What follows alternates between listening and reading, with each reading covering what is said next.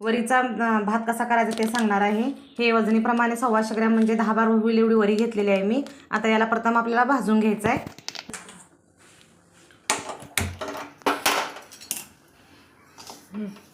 आपल्याला थोडंसं कलर बदलूपर्यंतच फक्त भाजून घ्यायचं आहे याला, जास्ती काही भाजायची काही गरज नाही आहे। फक्त हा पांढरा शुभ्र कलर आहे तो जरासा तांबूस कलर यायला पाहिजे, तोपर्यंत आपल्याला वरी भाजून घ्यायची। आता आपली वरी भाजलेली आहे। आता आपल्याला गॅस बंद करायचा आहे आणि फोडणीची तयारी करून घ्यायची आहे। बघा अशा प्रकारे आपली वरी भाजून तयार आहे। जास्ती पण आपल्याला लालसर करायची नाही वरी।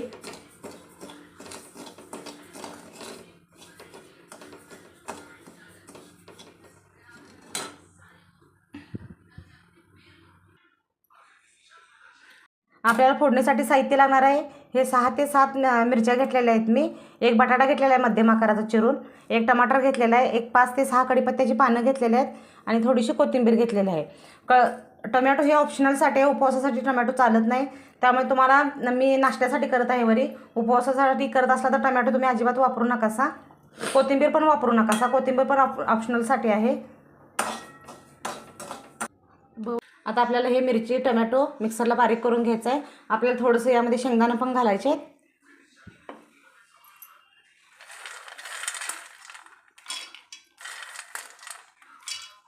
बघा अशा प्रकारे मी शेंगदाणे पण घातले आहेत। आता हे आपल्याला मिक्सरमध्ये फिरवून घ्यायचं आहे बारीक करून।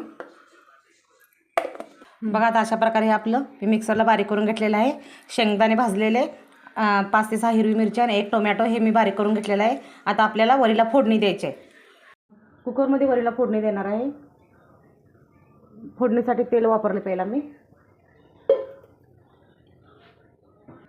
जिरं एक अर्धा चमचा आपल्याला वापरायचा आहे। 5 पानं कढीपत्ता, आता हे सगळं आपल्याला यामध्ये घालायचं आहे।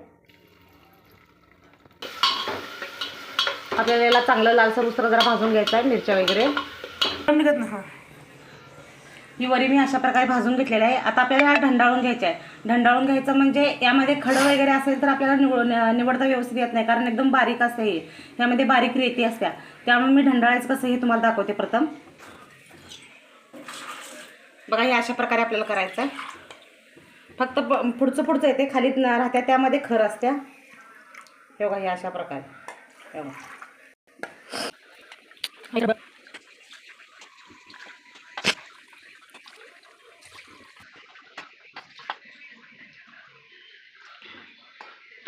यामध्ये खर काही नाही आहे, पण अशा प्रकारे आपण ढंडाळल्यानंतर यामध्ये खाली अशी खर राहत्या, रेती असलेली खाली खडं वगैरे राहतात। पण यामध्ये काय नाही, ही वरी स्वच्छ आहे एकदम। त्यामुळे फक्त तुम्हाला प्रकार दाखवला कसं ढंडाळायचे ते। शेंगदाणे आपलं भाजलेले आहेत बघा। आता हे आता आपल्याला यामध्ये फोडणीसाठी पाणी ओतायचं आहे।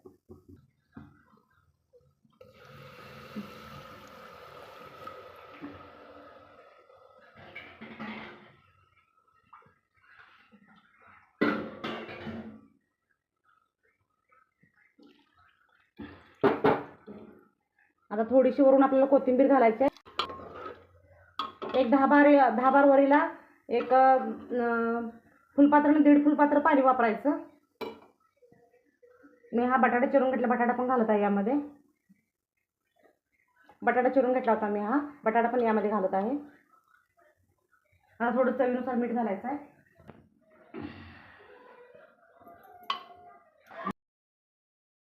अशा प्रकारे आपलं हे पाणी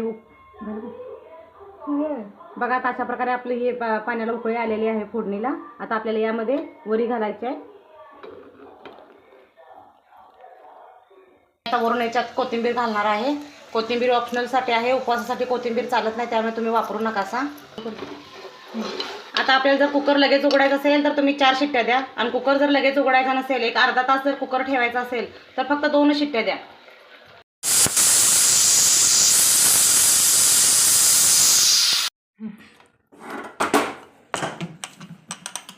बघा आता अशा प्रकारे मी कुकरला 4 शिट्ट्या दिलेल्या आहेत। बघूया आता आपला वरीचा भात कसा तयार झालेला आहे तो।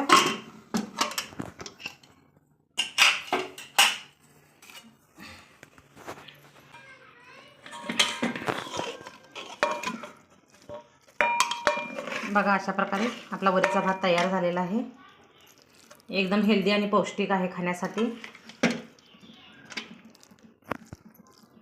तुम्ही ह्या दह्यासंगट, ताकासंगट किंवा बटाट्याची आमटी, शेंगदाण्याची आमटी यासंगट तुम्ही खाऊ शकतायसा. याची एकदम चवरुचकर लागत्या, एकदम टेस्टी पण लागते ही. आता आपण खाऊया.